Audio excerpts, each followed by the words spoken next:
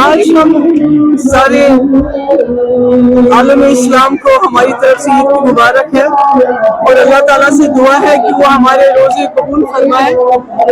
اور یہ بھی استدعا ہے جتنے بھی یہاں لوگ ہیں کہ وہ دعا کریں اللہ سبحانہ تعالیٰ سے کہ جو اس وقت مسلم امہ مشکلات میں ہے ان کی مشکلیں آسان ہو جائے, چاہے وہ فلسطین ہو چاہے لبنان ہو, خاص کر ایران ہو.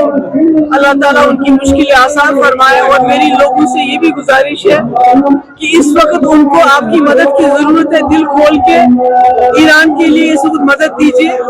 اور مجھے یہ بھی افسوس ہے کہ میں نے یہاں بہت جو یہاں بھی مولوی صاحب ہیں جو دعا کر رہے تھے, مجھے افسوس ہے انہوں نے نہ فلسطین کے لیے دعا کی, نہ لبنان کے لیے دعا کی, نہ ایران کے لیے دعا کی, بلکہ ایک شخصیت کے ارد گرد وہ گھومتے رہے.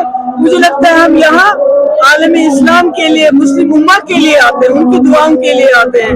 تو مجھے یہ بات سن کے یہاں بہت افسوس ہوا کہ ایسے نہیں ہونا چاہیے.